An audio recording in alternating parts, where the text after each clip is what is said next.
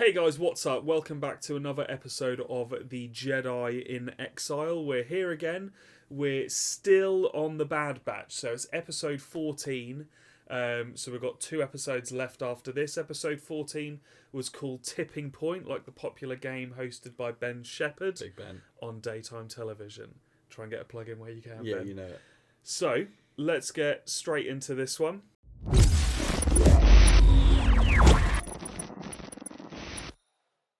Matt, talk to me.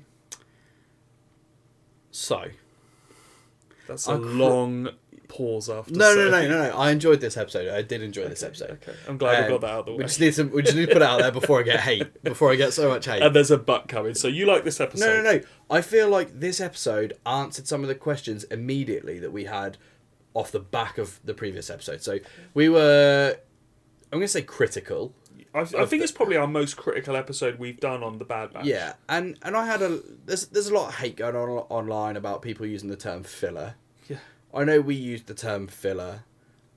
I don't think we necessarily meant filler in the way that a lot of people are interpreting it. Yeah. But I feel like this kind of picked back up, and you can kind of see where things are going now. Yeah. And we did say maybe this was where it was gonna go.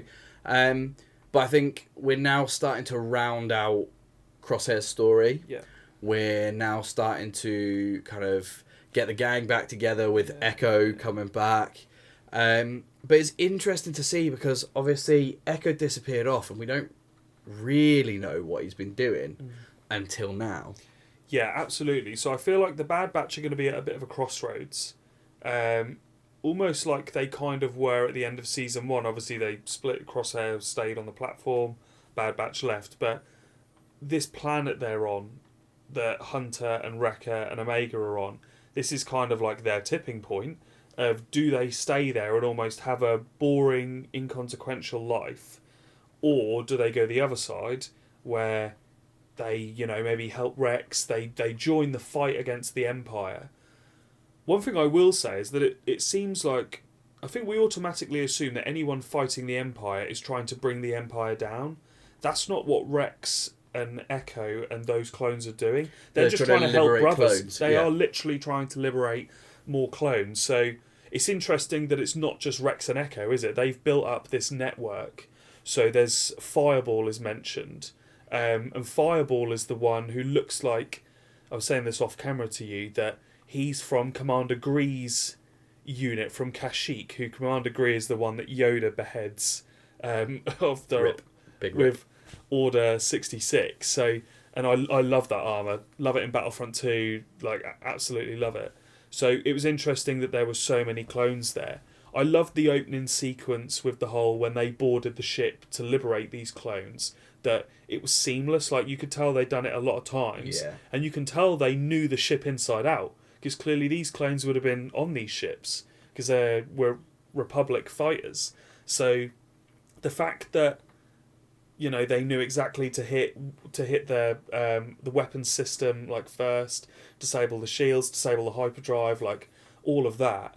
And something that was really interesting, which again, you don't see this a lot, but all the clones shooting the stormtroopers, they set their guns to stun and not to actually kill.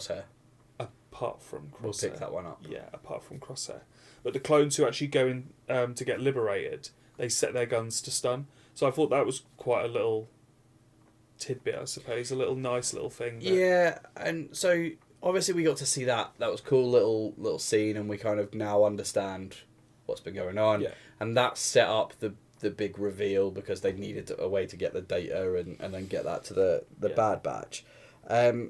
But let's be honest, the main bulk of this story was about Crosshair. This was the big storyline within this episode. The thing that I really like here is that you've just talked about the fact that not everybody fighting the Empire is trying to bring the Empire down. But I feel like the small detail that we just mentioned, which is that Crosshair shot the stormtroopers, stunned the scientist. Yeah. I feel like Crosshair's grudge, his motivation, is about the way the clones have been treated, not about anything else. I feel like the Bad Batches, he would have been completely on board with what the Empire are doing if he hadn't been treated the way that if he they was, were using and clones to Mayday, do it. yeah, So 100%. all the controlling planets, doing what they're doing. I think that's the difference between him and Hunter, Wrecker, Tech, and Omega. The motivations are different, Yeah, but the absolutely. end goal now feels like it's starting to align. Yeah, means to an end kind of thing. Yeah, I'm completely in agreement with you there, and I feel like the assistant plays a big part in this episode because she kind of helps him in a little way, and she also shows a bit of empathy towards him, like obviously by not having the injection in as long as it needs to be. So, and she, right at the end of the episode, has the look that she doesn't want to look at him while he's being tortured. So there's something there with what's going on. The fact that he contacts the Bad Batch using their like Plan 88, and that was the immediate that there was. This is what I there was feel no is like, the what big do I do? is the big character shift. It wasn't even necessarily a I need you to come and help me. No. It was a guys, they're after you. Yeah, exactly. Yeah, you need to hide, and then of course the transmission is like cut dead, which the Bad Batch then think obviously later on in the episode that it's him trying to trick them. This is the big thing, isn't it? This is now I think we're all stupid if we go they're not going to go help, because that's obviously where this is leading for the storyline for the series, but it does leave quite a big conundrum for Hunter, and obviously he made a big thing. We in the last episode felt very much like it was, look at this ideal place, you could be here, this is where you could live. Yeah, this is utopia. And he's started to come around to that way of thinking, because Echo makes the comment about, I thought you'd be on War-Mantle with Sid, and he's like, nah, like, yeah, and maybe this is the best place for us. Yeah. So I think that is it's not gonna be the, is Crosshair tricking us, isn't he? Yeah. It's going to be the, what are we giving up by trying Revealing to go ourselves, and help him? And putting ourselves in the limelight again. I think something a little bit interesting for me, which got me thinking as well, was about Tarkin. So we see, obviously, Tarkin on the hologram having a talk with the, like, cloner. And he's called Governor Tarkin. Now, governors, from what I understand it in the Imperial political makeup, governors, they have like regional governors who, like, instead of having, essentially you've taken the power away from the senators, so you'd have a senator on every planet. The regional governors kind of control, let's say, 10 planets, like a system. Yeah. Well, Governor Tarkin, and you would normally say, right, it's this system of planets, but Tarkin must have planets like all over. They must not be in one cluster.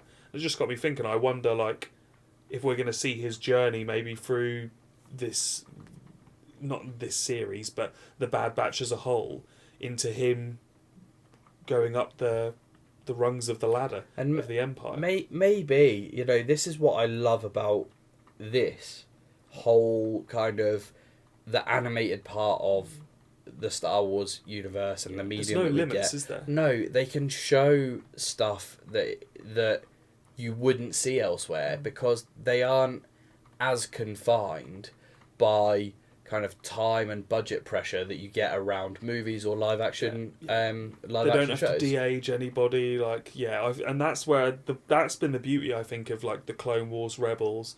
They haven't, like we say, there's no limit. They can literally go wherever they want to do. They can do whatever they want to do. Lightsaber battles, are insane. So yeah, it's the animated stuff can go where live action potentially can't go. I mean, I thought this episode, was quite good. I think it has set us up for the kind of double finale, if you like. So, obviously 15 and 16, the penultimate and the last episode of the series. Clearly, I mean, the clones are going to attack this facility, aren't they? The Bad Batch are going to attack it. They're going to try and get Crosshair out.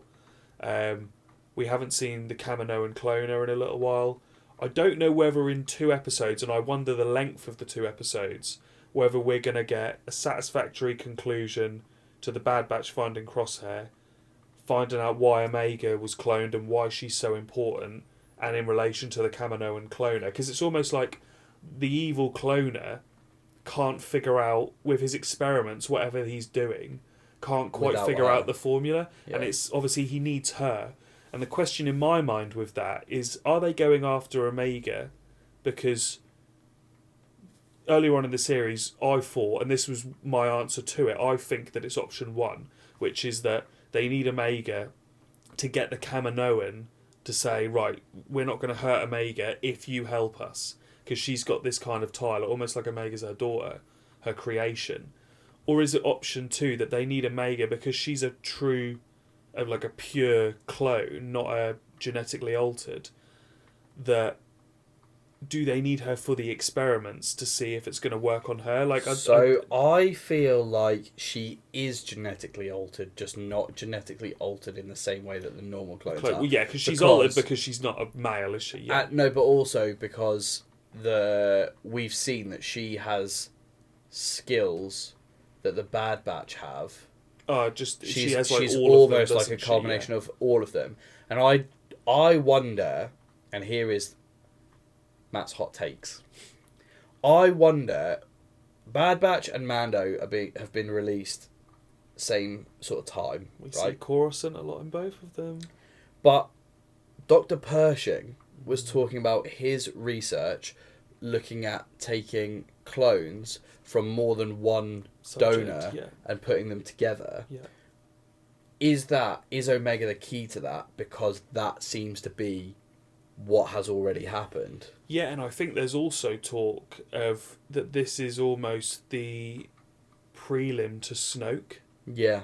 That Snoke is like the not fully perfected experiment, that he is a combination of whoever, that they've not quite perfected because they couldn't. But yeah, absolutely. I mean, the Doctor from Mando, I mean, I don't know his age, but you'd guess probably early 30s, mid 30s. So he's going to be quite a young boy in the Bad Batch. Oh yeah, I'm not saying that. I'm just saying the kind of the whole research theme. Yeah, I 100% agree with you, and I wonder whether in this series that it's still going to remain secret, or are the Bad Batch going to be able to like expose the cloning facility, shut it down, etc., etc. So yeah, I mean, it's such a huge facility. Yeah, I mean, I just wonder whether they'll be able to do it justice in a 2-episode finale. So I think we know we're not going to each. get a resolution to everything. I think we're likely to get a resolution to... My prediction is we get a resolution to Crosshair on the team. Yeah. I think that's probably about as much, and we'll get a little teaser for what to expect from what. Yeah, well, they'll probably end it on a bloody cliffhanger, and we'll have to wait another year for season 3. The one thing that I just want to point out from this episode, by the way, Clone Commando's back once again. Yeah. And we love it. But they're not as badasses because they keep getting defeated. Oh, the one thing I did like was the fact that we got Scorch, who, for those that have played Republic Commando, there was a little bit of a nod to the Legends stuff there. So I do like that we get to see them, and I do think they look so cool, but you're right. Yeah. I feel like they are being devalued slightly now. Yeah, absolutely. But no, I agree with you. It is cool to see them. It's cool to see, the expanded Star Wars universe come back into play. But yeah, there was a lot to digest in this episode.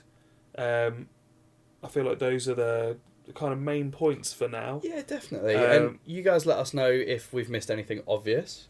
Obviously, if you guys have enjoyed hearing us chat about that stuff, then why not check out some of our other awesome content available right here.